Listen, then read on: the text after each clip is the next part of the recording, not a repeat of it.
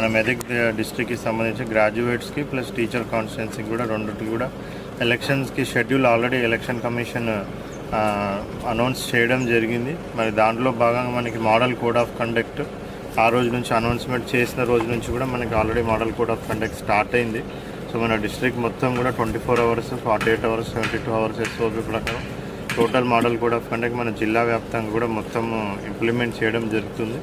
మరి దాంట్లో భాగంగా ఎస్పెషల్లీ మనకి మెయిన్ థింగ్ ఏంటంటే పోలింగ్ స్టేషన్స్ ఆల్మోస్ట్ మండలికి ఒక పోలింగ్ స్టేషన్, గ్రాడ్యుయేట్స్కి సపరేట్ పోలింగ్ స్టేషన్, అదేవిధంగా మనము టీచర్స్ కూడా సపరేట్ పోలింగ్ స్టేషన్స్ మనం మొత్తం డిస్ట్రిక్ట్లో పెట్టడం జరిగింది.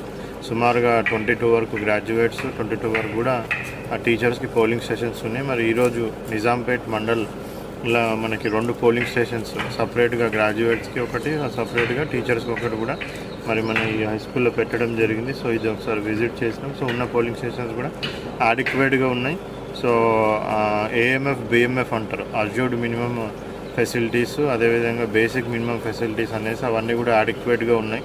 సో డ్రింకింగ్ వాటర్ కానివ్వండి, నార్మల్ వాటర్ కానివ్వండి, అదేవిధంగా టాయిలెట్స్ కానివ్వండి, ప్లస్ పోలింగ్ స్టేషన్ రూమ్స్ లోపల కూడా ఫ్యాన్స్, ట్యూబ్ లైటింగ్ అదంతా కూడా ప్రాపర్గా ఉంది. సో మనము పోలింగ్ స్టేషన్ అసెంబ్లీ ఎలక్షన్ టైంలోనేమో మనకి అసెంబ్లీ పార్లమెంట్కి ఈవీఎంస్ యూజ్ చేస్తాం.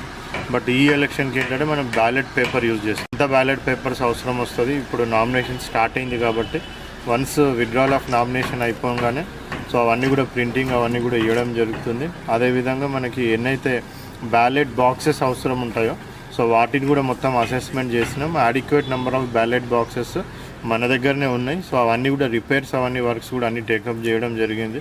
సో ఎమ్మెల్సీ ఎలక్షన్ మరి పీస్ఫుల్గా కండక్ట్ చేసే విధంగా కూడా పొలిటికల్ పార్టీస్కి అందరూ కూడా ఇన్ఫర్మేషన్ ఇచ్చి సో దాని ప్రకారంగా పీస్ఫుల్గా మన జిల్లాలో కండక్ట్ చేస్తాం. సో మీడియా తరఫున అందరికీ కూడా అప్పీల్ ఏంటంటే ఇప్పుడు ఈరోజు నామినేషన్స్ కరీంనగర్లో స్టార్ట్ అయినాయి కాబట్టి సో అందరికీ కూడా అప్పీల్ ఏంటంటే మోడల్ కోడ్ ఆఫ్ కండక్ట్ కంపల్సరీగా ప్రతి ఒక్క పొలిటికల్ పార్టీ అదేవిధంగా ఇండిపెండెంట్ అభ్యర్థులు కూడా పాటించాల్సిన అవసరం ఉంటుంది.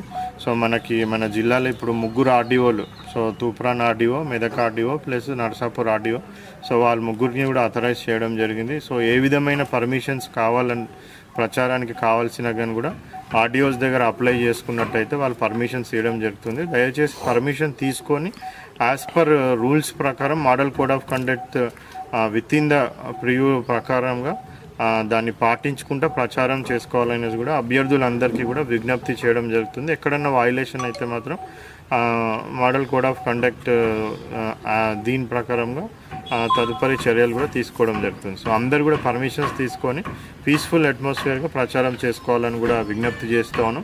మన జిల్లా వ్యాప్తంగా కూడా పీస్ఫుల్గా ఎమ్మెల్సీ ఎలక్షన్ కండక్ట్ చేయడానికి అన్ని ఏర్పాట్లు కూడా చేయడం జరిగింది. Thank you.